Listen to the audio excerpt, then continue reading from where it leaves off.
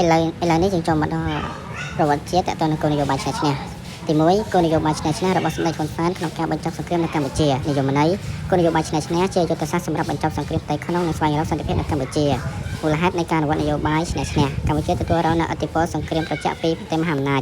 ប្រទេសជាតិកើតមានសង្គ្រាមស៊ីវិលនិងធ្លាក់ចូលក្នុងភ្លើងសង្គ្រាមជាង3ទសវត្សរ៍មានការបែកបាក់សាមគ្គីកាប់សម្លាប់ជាតិសាសន៍ខ្លួនឯងការអនុវត្តនយោបាយឆ្នះឆ្នះនយោបាយឆ្នះឆ្នះបង្កើតឡើងនៅថ្ងៃទី2កុម្ភៈឆ្នាំ1996ដោយសម្ដេចអគ្គសេនា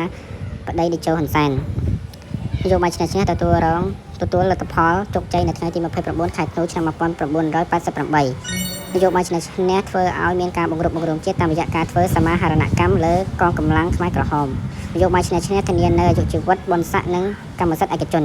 សមិទ្ធផលនៃគោលនយោបាយឆ្នះឆ្នះមានដូចជាវិស័យនយោបាយនៅឆ្នាំ1998សមាហរណកម្មកងទ័ពខ្មែរក្រហមជាមួយកងទ័ពរាជរដ្ឋាភិបាលធ្វើឲ្យកងទ័ពមានការឯកភាពដើម្បីស្ដារនិងកសាងប្រទេសជាតិ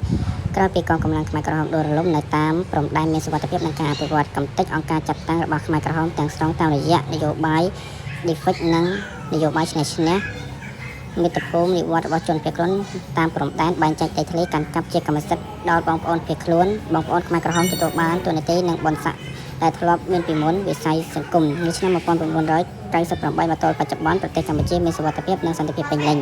ធ្វើឲ្យមានឯកភាពជាតិនិងការបង្រួបបង្រួមជាតិធ្វើឲ្យមានសមិទ្ធផលជាច្រើនកើតឡើងវិស័យសេដ្ឋកិច្ចកំណើនទិន្នផលឧស្សាហកម្មកំណើនវិនិយោគកំណើនភ្ញៀវទេសចរមានទំនាក់ទំនងទីផ្សារក្នុងនិងក្រៅតំបន់គមនាគមន៍កសាងផ្លូវថ្នល់ផ្លូវដែកស្ពានកំពង់ផែអាកាសយានដ្ឋានស្ពានអាកាសវិស័យអប់រំកំណែតម្រង់ស៊ីជម្រៅលើវិស័យអប់រំសាងសង់សាលារៀនបណ្ដុះបណ្ដាលធនធានមនុស្សពិសេសការធ្វើកំណែតម្រង់លើការប្រឡងសញ្ញាបត្រចាប់ពីឆ្នាំ2014មកសាសនាសុខដុមនីយកម្មខាងសាសនាសុខាភិបាលសាងសង់មន្ទីរពេទ្យមណ្ឌលសុខភាពឥឡូវយើងចូលមកដល់សំណួរទី2វិភាគពីទូនាទីព្រះពុទ្ធសាសនាក្នុងសង្គមកម្ពុជាបានអប់រំមនុស្សឲ្យប្រកាន់នូវចំណុចល្អស្គាល់បុណ្យបាបអំពើចេះធ្វើអំពើល្អប្រកាន់សច្ចធម៌ផ្ដល់ចំណេះដឹងស្គាល់បុណ្យបាបអំពើល្អអំពើអាក្រក់គុណទោសប្រកាន់នៅសច្ចធម៌ជាទីស្នាក់អាស្រ័យនិងជាទីចម្រើនសម្រាប់ការអប់រំផ្លូវចិត្ត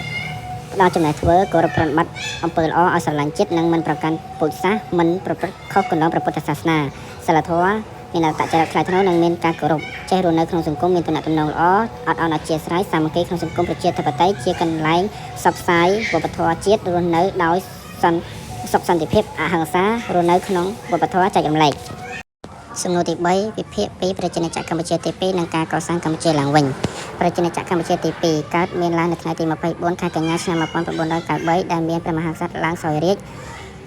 មានរដ្ឋធម្មនុញ្ញថ្មីសេរីពហុបកមានរដ្ឋាភិបាលស្របច្បាប់មួយកើតឡើងតាមរយៈការបោះឆ្នោតនៅថ្ងៃទី23រហូតដល់ថ្ងៃទី28ខែឧសភាឆ្នាំ1993រៀបចំដោយអង្គការសហប្រជាជាតិដែល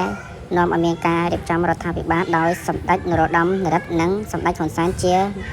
នាយករដ្ឋមន្ត្រីចាប់ពីឆ្នាំ1993រហូតមកដល់បច្ចុប្បន្នប្រទេសកម្ពុជាប្រកាន់យករបបរាជាធិបតីអាស្រ័យរដ្ឋធម្មនុញ្ញអនុវត្តលទ្ធិប្រជាធិបតេយ្យសេរីពហុបករហូតមានការបោះឆ្នោតជាសកលបាន7អាណត្តិកន្លងមកបានរៀបចំការបោះឆ្នោតជាសកលដោយសេរីក្នុងការជ្រើសរើសតំណាងរាស្ត្រការស្ថាបនាកម្ពុជាឡើងវិញវិស័យនយោបាយការធ្វើកំណែតម្រង់រដ្ឋបាលសាធារណៈកងកម្លាំងនគរបាលជាតិសមភាព Gender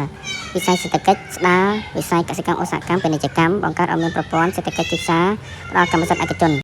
ធ្វើកំណែតម្រង់ហេដ្ឋារចនាសម្ព័ន្ធជាតិវិស័យអប់រំវប្បធម៌បង្កើតសាលារៀនគ្រប់កម្រិតវត្តអារាមសេរីភាពខាងជំនឿសាសនាវិស័យសង្គមបង្កើតសេរីភាពដល់ប្រជាពលរដ្ឋឥឡូវនេះយើងបានបញ្ចប់សំណួរទាំង3ហើយបើមានការខុសឆ្គងត្រណាសូមមេត្តាអធិស្ឋានទាំងអស់គ្នា